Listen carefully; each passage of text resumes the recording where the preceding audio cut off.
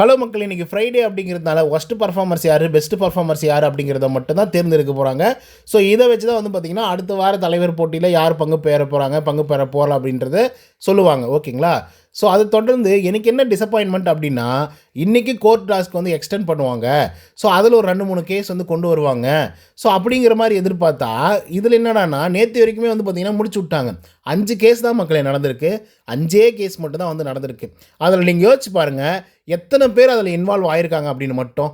மிஞ்சி போனால் 5 கேஸில் ஏதோ ஒரு விதத்தில் விக்ரம் அவர்கள் வந்து பார்த்திங்க அப்படின்னா அட்வொகேட்டாக இருந்திருக்காரு. அட்வொகேட்டாக மட்டுமே 4 கேஸில் இருந்திருக்காரு.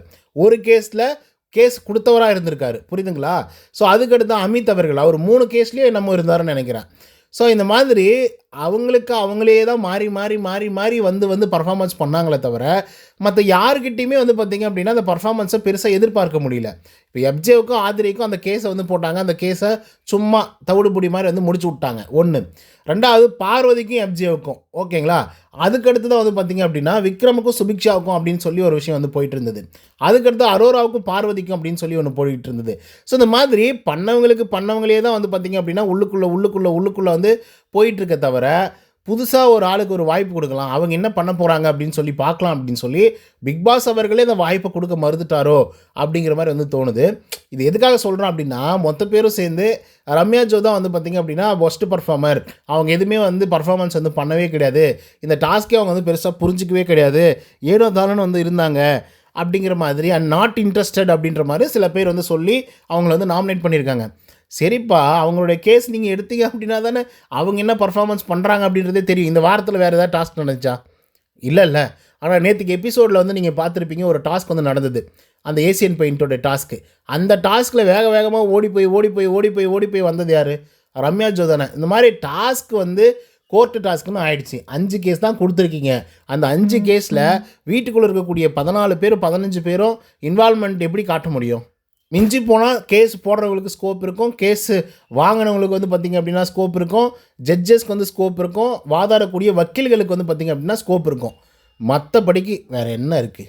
ரம்யா ஜோ வந்து நீங்கள் என்ன டவாலியா அந்த மாதிரி நிற்க வச்சது மட்டும்தான் மிச்சம். ஓகேங்களா? மற்றபடிக்கு ஒன்றுமே கிடையாது. அவர் டவாலியாக இருந்து என்ன பண்ண முடியும்?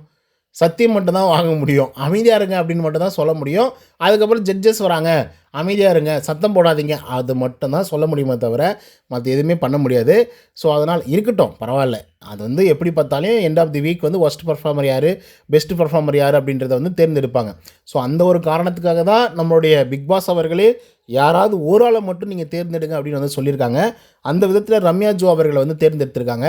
ஸோ என்னை பொறுத்தவரையில் இந்த வாரத்தில் வந்து ஒரு டிசப்பாயின்மெண்ட்டு தான்பா.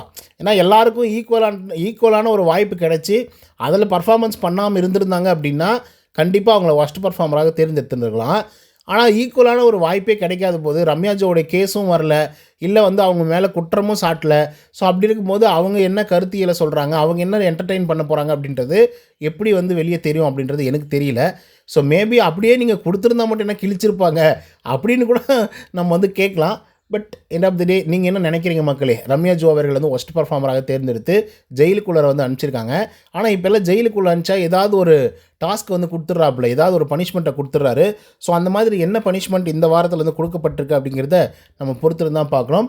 இப்போ நீங்கள் சொல்லுங்கள், ரம்யா ஜோவை தவிர வேறு யாரெல்லாம் வந்து ஒஸ்ட் பர்ஃபார்மராக இருந்தாங்க அப்படிங்கிறத கமெண்ட்ஸில் வந்து சொல்லுங்கள். வியானாவெல்லாம் என்ன பண்ணாங்கன்னு எனக்கு தெரியல. ஆனாலும் ரம்யா ஜோ வந்து பார்த்திங்க அப்படின்னா டார்கெட் பண்ணிட்டாங்க. இதில் பார்வதி சொன்னாங்க பாருங்கள், சரியான ஒரு ரீசன். அந்த ரீசன் என்னன்னா, அந்த டோரெல்லாம் திறந்து அது போன வாரம், இந்த வாரத்தில் யார் ஒஸ்ட் பர்ஃபார்மர் அதுதான் ரொம்ப முக்கியம். ஆனால் பார்வதி சொல்ல வந்தது, டோரெல்லாம் திறந்து வெளியே போ அப்படின்னு சொன்னதுக்கப்புறமும் உள்ளே இருக்க, அப்போ இந்த ஒரு வாரம் உனக்கு எக்ஸ்ட்ராவான ஒரு வாரம், அது எப்படி நீ பர்ஃபார்மன்ஸ் பண்ணியிருக்கணும், வேறு மாதிரி பண்ணியிருக்கணும். என்ன பண்ணுவாங்க பர்ஃபார்மன்ஸு? கோர்ட்டு டாஸ்க் கொடுத்துருக்கீங்க, அவங்களுக்கு வாய்ப்பே கொடுக்கப்படவில்லை. அப்புறம் எப்படி நீங்களும் வந்து எல்லா கேஸும் ஜெயிக்கணும் அப்படின்னு சொல்லிட்டு ஒன்று விக்ரம் கிட்டே போகிறீங்க, இல்லை அமித் கிட்டே போகிறீங்க.